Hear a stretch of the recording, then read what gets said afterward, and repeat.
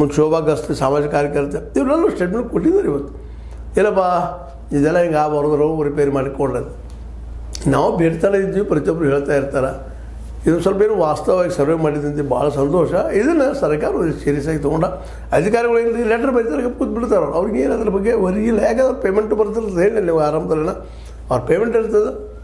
ಮತ್ತು ಅದ್ರ ಜೊತೆಗೆ ಮತ್ತು ಯಾವ ಕ್ಷೇತ್ರಕ್ಕೆ ಹೋದ್ರು, ಯಾವುದೇ ಇಲಾಖೆಗೆ ಹೋದ್ರು ಲಂಚ ಹೋಗ್ತಾರದ. ಮಾಸ್ತರ್ಗಳು ಎಷ್ಟು ತಪ್ಪು ಮಾಡ್ತಿರ್ತಾರೆ, ಸರಿಯಾಗಿ ಕ್ಲಾಸ್ ಹೋಗ್ತಿರ್ತಲ್ಲ, ಅವ್ರ ಕಡೆ ಬಸರಿ ಮಾಡ್ಕೋದು ಹೋಗುವಂಥ ಅವು ಸಾಕಷ್ಟು ದಂಧೆ ಹೊಡಿತಾ ಇರ್ತಾವೆ. ಟ್ರಾನ್ಸ್ಫರ್ಗೆ ಅದಕ್ಕೆ ಇದಕ್ಕೆ ಆದರೆ ಆರಾಮ ಅದಾರ ಅವರು. ಆದರೆ ಮಕ್ಕಳ ಕಾಳಜಿ ಮಾಡೋರು ಯಾರು?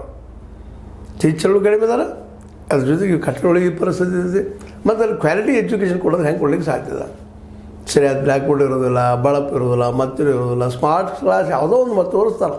ಗಿಡ ಒಂದು 2-3 ತೋರಿಸಿದ್ರೆ ಬೆಳಗಾವಿ ಭಾರಿ ಸ್ಮಾರ್ಟ್ ಐತಿ, ಗೌರ್ಮೆಂಟ್ ಚಲೋ ನಡೆಸ್ತಾರೆ ಅಂತ ಹೇಳಾತು. ಇದು ತಪ್ಪಬೇಕಾಗಿದೆ. ಯಾವಾಗ ತಪ್ಪದು ಗೊತ್ತಿಲ್ಲ.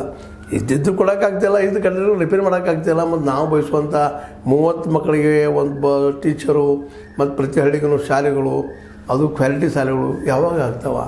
ಇವೆಲ್ಲ ಕನಸುಗಳು ಏನಪ್ಪ ಅನ್ನೋಂಗೆ ಆಗೋಗ್ಬಿಟ್ಟದ. ಯಾರೋ ಇದ್ರಪ್ಪ ಭಾಳ ಪ್ರತಿಭಾವಂತರು ಅನಿವಾರ್ಯವಾಗಿ ಕಲಿಬೇಕಂತ ಮಕ್ಕಳು ಕಲಿತ ಮೇಲೆ ಬರ್ತಾರೆ. ನಮಗೆ ಕಲ್ತು ಹೋದ್ರು ಅಂತ 10 ವರ್ಷ ಒಂದು 3-4 ಮಂದಿ ಚಲೋ ರ್ಯಾಂಕ್ ಕೊಡಿದ್ರೆ ನಮ್ಮಲ್ಲಿ ರ್ಯಾಂಕ್ ಅಂತ ಹೇಳುವಂಥ ಮಂದಿ ನಾವಿದ್ವಿ. ಅದಕ್ಕಿಂತ ಎಲ್ಲ ಮಕ್ಕಳು ರ್ಯಾಂಕ್ ಆಗುವಂಥ ಒಂದು ವ್ಯವಸ್ಥೆ ಯಾವಾಗ ಬರ್ತದೋ ಬರಲಿ. ಆದರೆ ಈ ಮಿನಿಮಮ್ ಅವ್ರಿಗೆ ಇವರೆಲ್ಲ ಹೇಳ್ಕೊಂಡಿದ್ದಾರೆ ಅಧಿಕಾರಿಗಳು. ಆ ಅಧಿಕಾರಿಗಳು ಹೇಳಿದಂಗೆ ಜಲ್ದಿ ನಾಳೆ ಬರೋದ್ರ. ಇನ್ನೇನು ಮಂತ್ರಿ ಇದು ಏಪ್ರಿಲ್ ಎಂಡಿಗೆ ಬಂದ್ವಿ ನಾವು. ಮೇ ಜೂನ್ದಲ್ಲಿ ಕ್ಲಾಸ್ ಸ್ಟಾರ್ಟ್. ಎಲ್ಲ ರಿಪೇರಿ ಆಗ್ತಾವೆ. ಅಷ್ಟರೊಳಗೆ ಒಂದು 545 ಕೋಟಿ ರೂಪಾಯಿ ದುಡ್ಡು ಹಾಕ್ಬೋದೇನೋ ಎಲ್ಲೋ ಗುದ್ದಾಡಿ. ಆದರೆ ಅಷ್ಟರೊಳಗೆ ಆ ಸಮಯದಾಗ ಒಂದು ತಿಂಗಳು ಆಗ್ಬೇಕಲ್ಲ ಇವು ಆಗ್ತಾವೆ ಅನ್ನೋದು ದೊಡ್ಡ ಪ್ರಶ್ನೆ ಅದ. ಚಿಕ್ಕೋಡಿ ವಿಭಾಗಕ್ಕೆ 18.60 ಕೋಟಿ, ಬೆಳಗಾವಿ ವಿಭಾಗಕ್ಕೆ 13.45 ಕೋಟಿ. 2 ಜಿಲ್ಲೆಗಳಿಗೆ ಇಷ್ಟು ದುಡ್ಡು ಬೇಕಾಗಿದೆ ಈಗ ರಿಪೇರಿಗೆ. ರಿಪೇರಿ ಆಗ್ತದಲ್ಲ. ಬೆಳಗಾವಿ ಜಿಲ್ಲೆಯ ಶಾಲೆಗಳು ರಿಪೇರಿ ಆಗುತ್ತಾವ?